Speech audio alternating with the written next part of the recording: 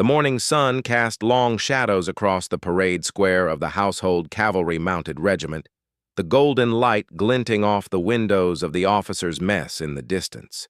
Tourists pressed their faces against the black railings of Hyde Park Barracks, their cameras clicking rapidly as they captured the postcard-perfect image of the King's lifeguard preparing for the daily procession. Among the mounted soldiers, resplendent in their gleaming breastplates and plumed helmets, stood a man whose stillness seemed carved from stone rather than flesh. He sat astride a magnificent black gelding, his eyes fixed on some middle distance that only he could see, his jaw set in an expression that suggested his thoughts were 1,000 miles away from the pageantry surrounding him.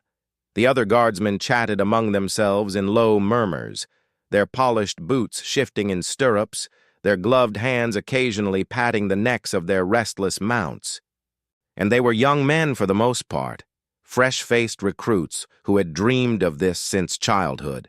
The pomp, the ceremony, the privilege of guarding the sovereign. To them, this was the pinnacle of military service, the reason they had endured the brutal training at Catterick and the relentless polishing of brass and leather that consumed their off-duty hours.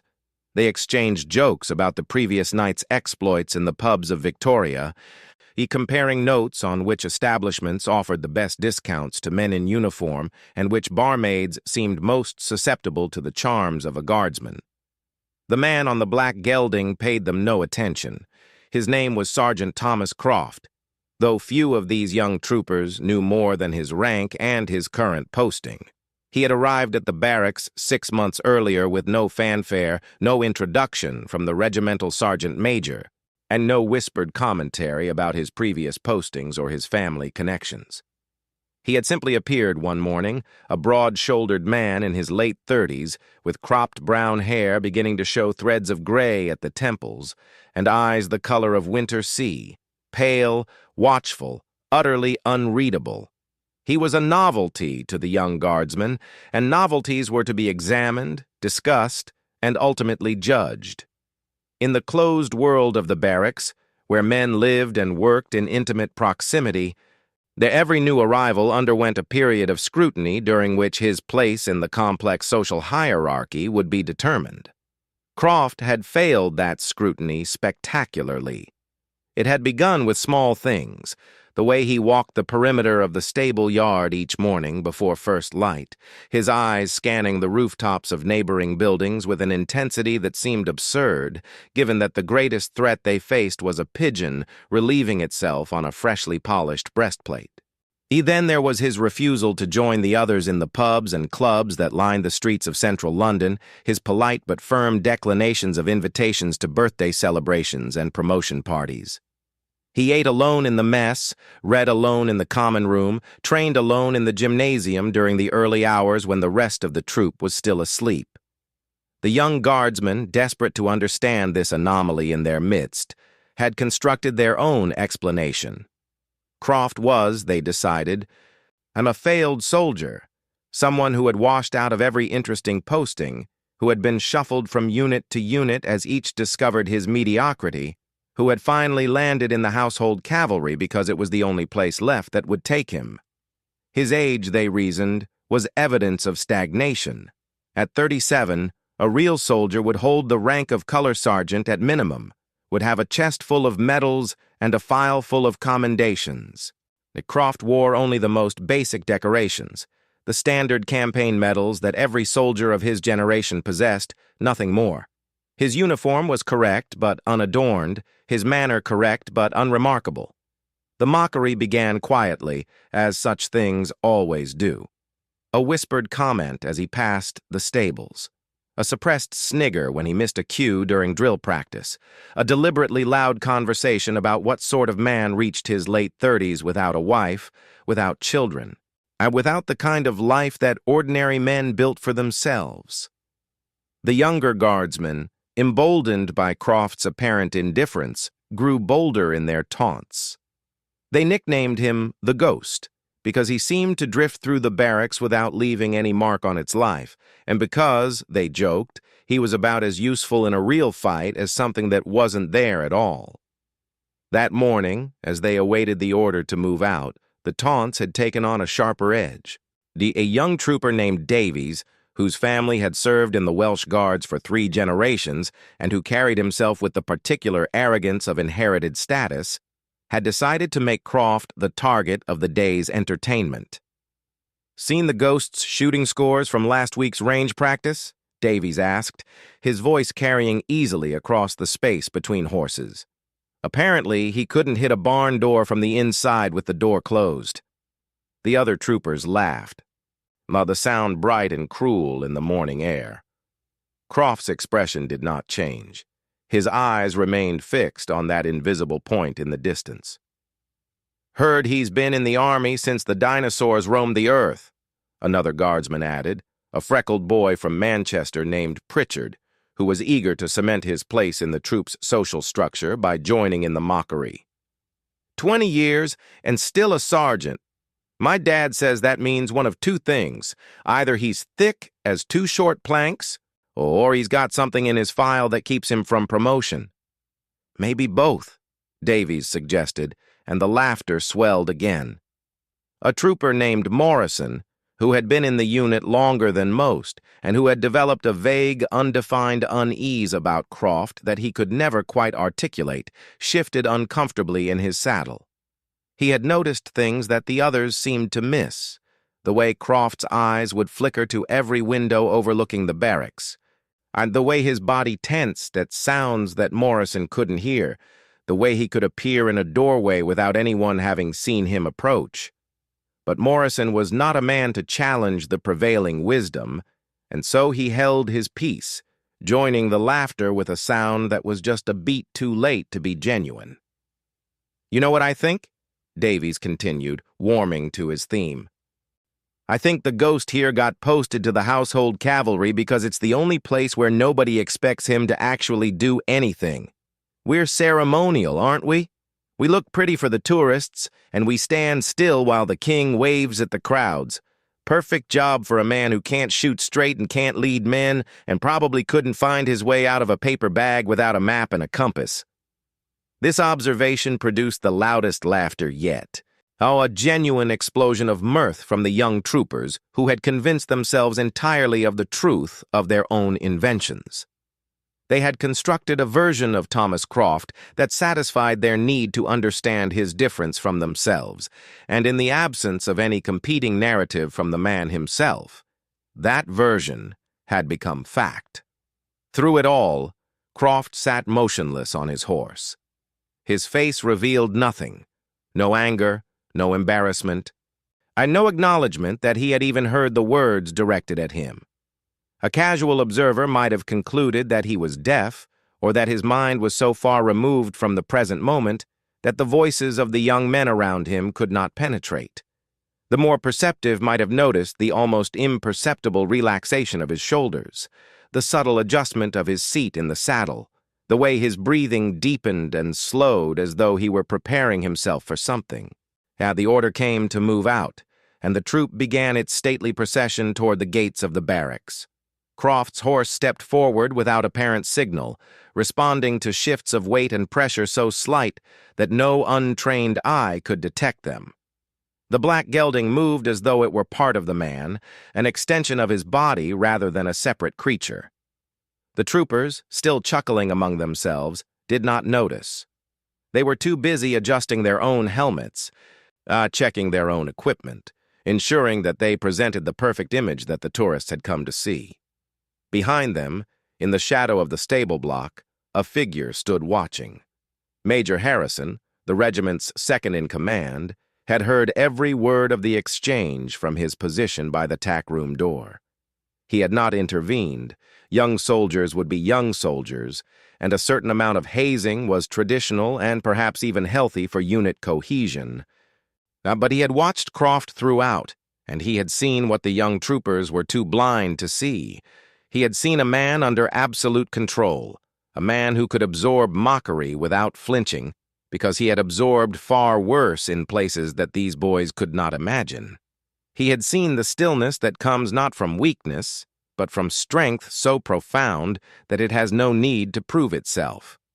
Major Harrison knew things about Thomas Croft that the young troopers did not. He knew, for example, that the file in the regiment's secure safe contained pages that were not available for routine inspection, pages that bore the stamps of various three-letter agencies, and that had been delivered by a courier who did not identify his employer. He knew that the call he had received from a very senior officer at the Ministry of Defense when Croft's posting was approved had contained instructions that were highly unusual. Give him whatever he needs. I'll ask no questions about what he does or where he goes, and if he ever asks to use the regimental armory at an unusual hour, you will approve the request without reference to anyone. And Major Harrison knew something else. Something that the young troopers would have found impossible to reconcile with the man they mocked. He knew that the range scores they had laughed about were fake. The real scores, the ones that had been filed separately and encrypted and sent to an address that was not an official military email account, showed a level of marksmanship that was almost statistically impossible. At 600 meters, in gusting wind, with a standard-issue rifle that had not been specially prepared, Thomas Croft had placed 10 rounds through a hole that could be covered by a 2-pound coin. The troop moved through the gates and into the London morning, of the horses' hooves striking sparks from the ancient cobblestones. The tourists raised their cameras, and the guardsmen raised their chins, and the great machinery of royal pageantry rolled forward as it had for centuries. And at the center of it, invisible to all but those who knew how to look, Thomas Croft rode his black gelding toward a future that none of them could predict. 2 weeks later, the annual regimental shooting competition arrived, a tradition dating back over a century. When the household cavalry had been expected to fight, as well as parade. It was held at the Ministry of Defense range at Bisley, a sprawling complex of firing points and target butts that had hosted Olympic teams and military champions. The competition was a significant event in the regimental calendar, an opportunity for the mounted troops to prove that beneath the glittering exterior beat the heart of a fighting force. Regimental pride was at stake, and as was a significant amount of money from informal bets placed among the various squadrons and troops. The young troopers who had mocked Croft so freely in the barracks yard were eager participants in the pre-competition banter. Davies, who had grown up shooting on his family's farm in Wales and who had represented his previous unit in several regional competitions, was widely considered the favorite to take the top trophy. He handled his rifle with the casual confidence of natural talent, in spinning it on his finger, sighting along the barrel at imaginary targets, accepting the admiration of his peers with the easy grace of a man who knows he is about to prove his superiority. "Just hope the ghost isn't in my squad," Davies joked, as the troopers unloaded their weapons from the regimental armory van. "Wouldn't want him to embarrass himself in front of the colonel. Might cry, and then we'd all feel bad about laughing at him." The others laughed. But there was an edge of nervousness beneath the amusement. The Bisley competition was serious business, and the presence of the regiment's senior officers gave the day a weight that the casual mockery of the barracks lacked. A poor performance could have consequences, not for Davies, who was expected to excel, but for Croft, whose apparent incompetence would now be witnessed by men whose opinions mattered. Morrison, the trooper who had felt that vague unease about Croft, he found himself watching the older man as he unloaded his own rifle from its case. There was something in the way Croft handled the weapon that Morrison couldn't quite identify, a quality of attention, of intimacy, that seemed different from the casual competence of the other soldiers. Croft's hands moved over the rifle as though they had done this 1,000 times, 10,000 times, in conditions that bore no resemblance to the manicured lawns and controlled environment of the Bisley range. He checked the action, the sights, the balance, and then he looked up at the distant targets with an expression that made Morrison's skin prickle. For just a moment, Croft's eyes met Morrison's. There was no hostility in the gaze, no challenge, no acknowledgement of the mockery that had filled the preceding weeks. There was simply an awareness, a recognition that Morrison was watching, and a decision that it did not matter. Then Croft looked away, and the moment was gone. Thus, and Morrison was left with a feeling he could not name and a certainty that something was about to change. The competition proceeded through its early rounds with the predictable results. Davies advanced easily, his scores consistently among the highest of the day. Other familiar faces from the regiment's shooting teams also progressed, their names called out over the public address system to the applause of their squadrons. Croft, assigned to an early heat on a distant range, I shot quietly and without drama. His scores, when posted on the unofficial leaderboard that someone had set up in the clubhouse, placed him solidly in the middle of the pack, respectable for a beginner, unremarkable for a man of his years. "I told you," Davies said to anyone who would listen. "All that mysterious silence, all that brooding intensity, and the man shoots like my grandmother. Less accurately, actually. My grandmother could probably outshoot him with her eyes closed and one hand tied behind her back." The semifinals narrowed the field to 8 shooters, and the crowd gathered around the main range to watch. The targets were moved back to 600 meters, a distance at which the smallest error in wind reading or trigger control meant a complete miss. The conditions were challenging, a gusting crosswind that varied unpredictably, patches of heat haze rising from the sun-warmed ground. It's the pressure of an audience that included the regimental colonel and several visiting officers from other units. Davies shot well, placing 6 of his 10 rounds in the inner scoring zone and the remaining 4 in the outer ring. It was a performance that drew appreciative murmurs from the crowd and a nod of approval from the range officer. As he stepped back from the firing point, he allowed himself a small smile of satisfaction. The trophy was within reach. Then it was Croft's turn. He approached the firing point with the same measured pace he used for everything, as though he had all the time in the world and nothing to prove to anyone. He settled himself behind the rifle, adjusted the sling around his upper arm, and closed his eyes for a long moment. When he opened them again, something had changed. The man who looked down the range at the distant targets was not the same man who had stood silently in the barracks yard while young troopers mocked him. And this man was younger somehow, sharper, more present. This man was utterly, terrifyingly focused. The first shot cracked out across the range. Through the spotting scope, the range officer saw the target indicator flash, a hit in the inner scoring zone, dead center. He called the score, and a ripple of surprise ran through the watching crowd.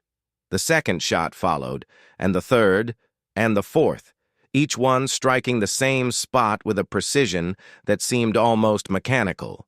By the 5th shot, the crowd had fallen completely silent. By the 7th, even the range officers had stopped calling scores, watching instead with the rapt attention of men witnessing something beyond their experience. By the 10th, when Croft finally lowered the rifle and rose smoothly to his feet, there was no sound at all except the wind in the grass and the distant cry of a bird. The target was brought forward for inspection, as regulations required for any score that challenged the range record. And the regimental colonel himself walked down to examine it, and when he held it up for the crowd to see, there was a collective intake of breath that seemed to suck the very air from the sky. 10 rounds had passed through a hole no larger than a man's thumbnail. Any one of those shots considered in isolation would have been exceptional. All 10, fired in gusting wind under competition pressure, were impossible. The colonel turned to look at Croft, his face a study in controlled surprise. "Sergeant," he said, his voice carrying clearly in the stunned silence. "That is quite simply the finest shooting I have ever witnessed. Where on earth did you learn to shoot like that?" Croft stood at attention, his face as unreadable as it had been throughout the weeks of mockery. His eyes met the Colonel's, and for just a moment, something flickered in their depths. Not pride, not satisfaction, but a kind of weariness, as though he had been asked a question he had hoped never to answer. "I've had some practice, sir," he said quietly. "In various places." The answer told the Colonel nothing, but it told him everything. He had served long enough to recognize the kind of man who spoke in such carefully measured phrases, who revealed nothing because revelation was a luxury that some lives did not permit. He nodded slowly, his eyes holding Croft's for a moment longer than protocol required. "Very good, Sergeant," he said. "Carry on."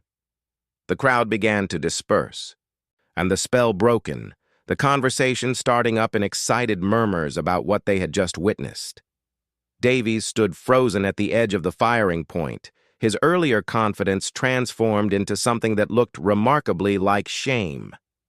He had mocked this man, this shooter of impossible precision, and the memory of his own words burned in his throat like acid. Croft walked past him without a glance, without a word, without any acknowledgement that Davies existed at all. Then he packed his rifle with the same methodical care he had shown in unpacking it, checked the action one final time, and walked toward the clubhouse with the measured stride of a man who had places to be and no interest in the opinions of those he passed. Morrison watched him go, and in that moment he understood what he had sensed, but could not name. The stillness, the silence, the absolute control. These were not the marks of a failed soldier. They were the marks of a man who had learned, and in places where learning was expensive, that the only way to survive was to become invisible. They were the marks of a man who had killed, and who would never speak of it, and who had built his entire existence around the careful management of that knowledge. The regimental competition ended with Croft's name engraved on the trophy, but the trophy itself went unclaimed. Croft did not appear at the presentation ceremony, and did not collect the engraved silver cup that would have commemorated his victory. He was found instead in the armory, cleaning his rifle with the obsessive attention of a man for whom a weapon was not a symbol, but a tool, and for whom cleanliness was not a virtue, but a necessity. "Sergeant," the messenger said, "the Colonel is waiting to present the trophy."